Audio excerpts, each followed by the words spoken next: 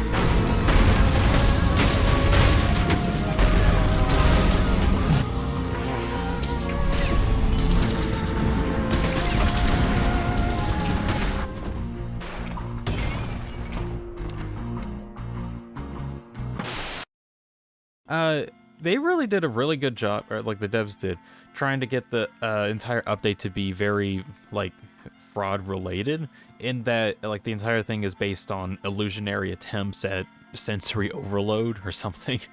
They did way too good on that.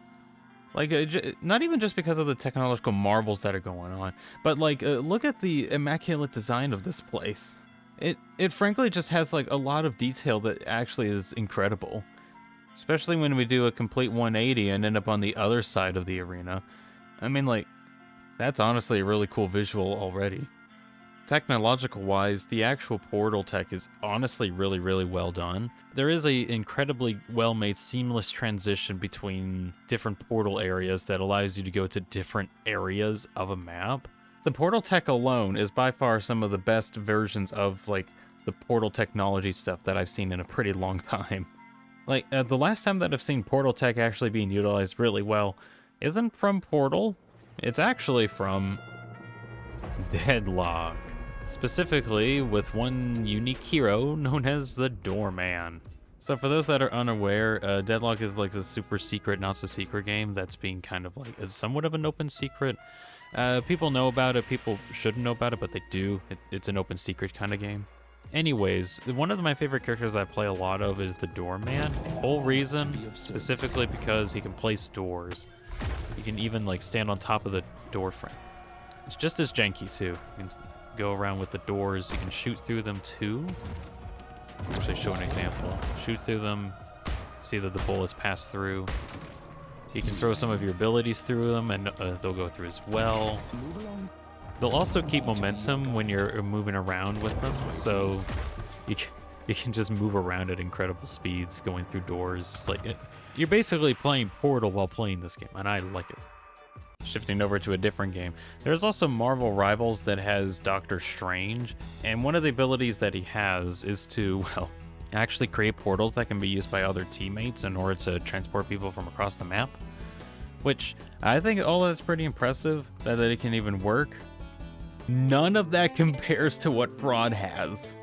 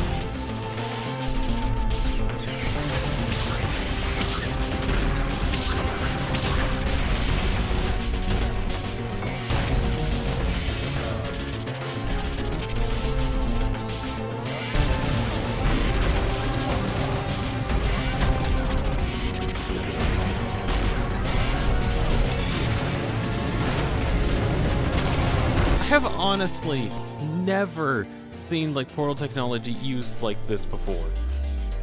Like, hecking stage swapping is an option now.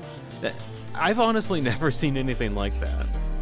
Okay, well, stage swapping's kind of neat. What about stage rotation? And you know what? One room isn't enough. How about we try 4 at the same time?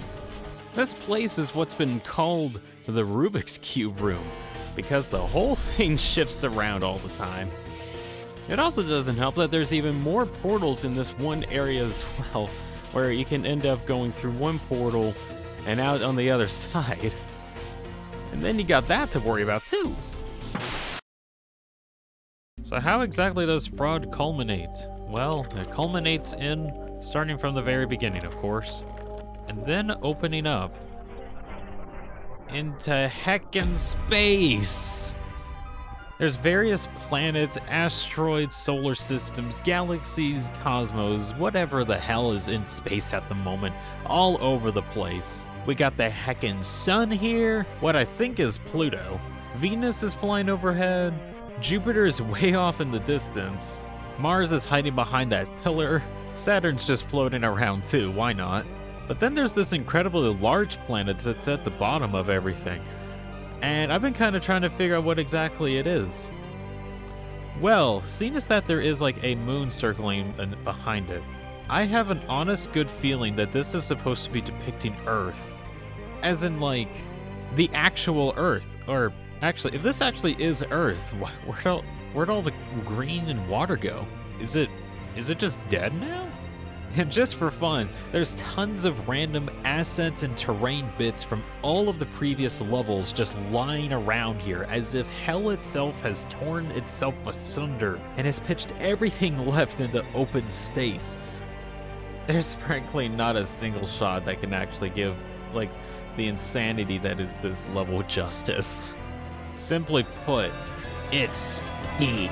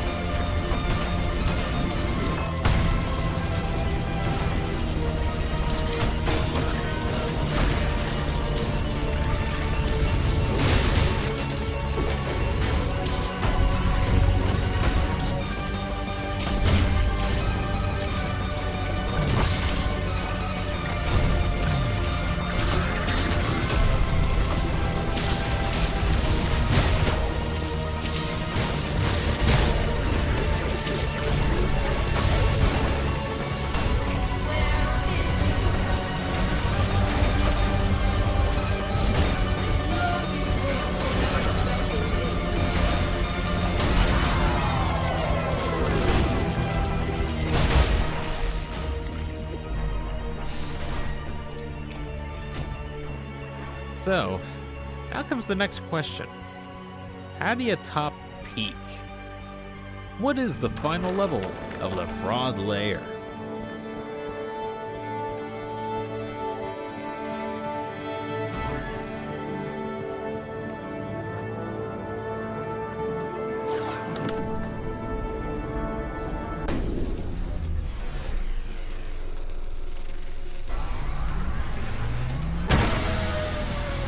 Get sent, falling, and flying forever down to the deep abysses of fraud, where you get put up against the ancient supreme demon Greyon, who blasts you with beams of energy and also has a bow on its back that it uses to fire giant energy lances at you. Of which, if you were kind of keen-eyed, you could see was actually there in 8-1 for a brief moment after you transitioned after the fake area. When you eventually beat Garen, both of you get sent free falling into the abyss with no hope of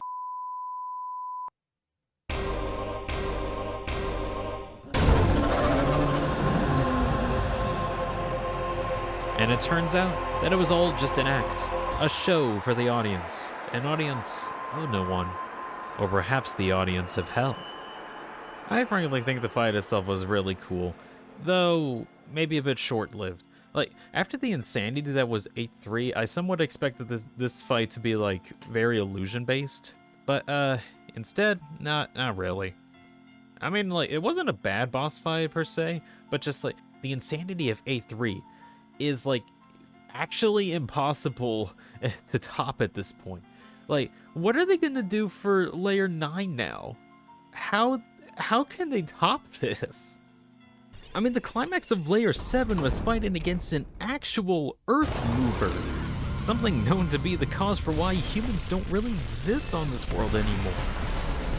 Setting such a high bar with this fight against the Earth mover was gonna make anything they'd make afterwards difficult to top. And yet, they did.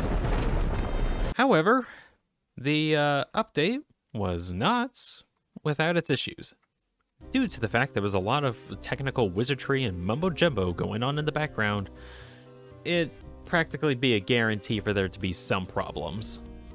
Quick interjection. So, in development of this actual video, it was before the new hotfix for the fraud update came out a couple days ago, and it actually ended up fixing a lot of issues with the update, including out of bounds and FPS drop issues.